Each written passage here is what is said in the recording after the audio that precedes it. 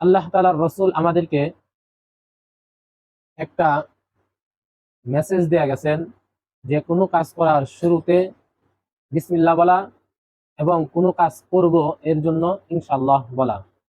আমরা সকলেই জানি যে হুজুর আকরাম সাল্লাল্লাহু আলাইহি সাল্লামকে যখন জিজ্ঞেস করা হয়েছিল যে যে তার মধ্যে থেকে একটা প্রশ্ন ছিল আসহাবে কাহাফ এর ঘটনা সম্পর্কে, তো হুজুর আকরাম সাল্লাল্লাহু আলাইহি সাল্লাম তিনি বলছিলেন আগামীকাল বলবো। তো এইখানে ইনশাআল্লাহ না বলার কারণে, যে আমরা সকলেই জানি হুজুর আকরাম সাল্লাল্লাহু আলাইহি সাল্লামের নিকটে ওহী বন্ধ ছিল।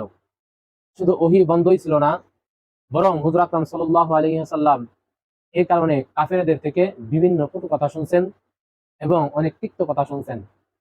তো বুঝাইতে চাইছেন যে আমার সমর্থের মধ্যে যত যাই থাকুক না কেন, তো তার শুরুতে ইনশাআল্লাহ বলা। এখন রমজান মাস চলতেছে, এই রমজান মাসের ফজিলত সম্পর্কে মোটামুটি আমরা সকলেই জানি। যদি কাউকে দাঁড়ানো করা হয় যে আপনি কিছু কথাবার্তা বলেন, তো সকলেই বলতে পারবে। কিন্তু যদি খোঁজ নিয়ে দেখা যায়, তো সকলের মধ্যে একটা ঘাটতি থাকবে, সেটা হলো আমলের ঘাটতি। যেটা হলো আমলের ঘাটতি। আমি প্রায় সময় একটা কথা বলি যে এখন শিক্ষার ব্যবস্থা বেশি, মাদ্রাসাও বেশি, মসজিদও বেশি, কিন্তু তারপরেও এই আমাদের সন্তানগুলো তারা কেন এত কিছু থাকার পরেও তারা দিনের পথে চলতে পারে না? এত কিছু হওয়ার পরেও দিনের পথে কেন চলতে পারে না?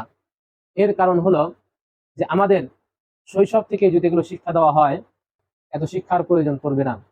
আপনারা খেয়াল করে দেখবেন, যদি আমাদের দেশে একটা কথা আছে, প্রচলিত আছে, শিক্ষায় জাতির মেরুদণ্ড। আমরা কিন্তু এই স্লোগান দেই, শিক্ষায় জাতির মেরুদণ্ড। আসলে দেখেন, শিক্ষার মাধ্যমে যদি সমাজ সুন্দর হইতো, শিক্ষার মাধ্যমে যদি সবকিছু সমাধান হয়ে যাইতো, তো আমাদের দেশের যে অবস্থা, তাহলে এই অবস্থা হইতো না। শিক্ষার থেকে দরকার হলো আগে আমাদের আদব শিক্ষা করা। শিক্ষার আগে আমাদের দরকার হলো আমাদের ভিতরে মানুষত্ব সৃষ্টি করা। আমাদের যতই শিক্ষা থাকুক না কেন, যতই আমাদের সার্টিফিকেট থাকুক না কেন, যদি আমার অন্তর যদি পরিষ্কার না হয়, আমার এই অন্তরের সার্টিফিকেট যদি না থাকে, তো আমার বাহিরের সার্টিফিকেট দ্বারা কোনো কাজে আসবে না। যত যাই করি না কেন, তো আমার যত জ্ঞানী অর্জন করি না কেন, আমি যদি নিজেকে নিজে শুধরায় না নেই, তো স্বয়ং জিব্রাইল আলাইহিস সালাম যদি আমার কাছে আসে, তো আমার মাধ্যমে কোনো হেদায়েতের কথা আসবে না। দেখেন, হুজুর আকরাম সাল্লাল্লাহু আলাইহি সাল্লামের চাচা হুজুর আকরাম সাল্লাল্লাহু আলাইহি সাল্লামের সাথে হুজুর আকরাম সাল্লাল্লাহু আলাইহি সাল্লামকে যখন আবদ্ধ রাখছিলেন 3 বছর, তো সেখানেও কিন্তু হুজুর আকরাম সাল্লাল্লাহু আলাইহি সাল্লামের চাচা হুজুর আকরাম সাল্লাল্লাহু আলাইহি সাল্লামের সাথেই ছিলেন।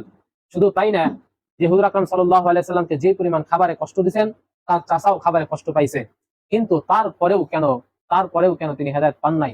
কারণ ইন্নাকা লা তাহদি মান আহবাবতা, আল্লাহ তাআলা যাকে হেদায়েত দেন সেই হেদায়েত প্রাপ্ত হয়। তো এর জন্য রমজান মাস আসতেছে, আমরা যত ওয়াজ করি আর যত নসিহত করি, আমরা যদি নিজে নিজে ইসলাহ না হই, আমরা যদি নিজে নিজে যদি সংশোধন না হই, তো এই বয়ানের মাধ্যমে, এই কোরআন হাদিস দেখায় দেখায় দলিল দেওয়ার মাধ্যমে আমরা সংশোধন হতে পারবো না, যদি আমরা সংশোধনের নিয়তে না বসি।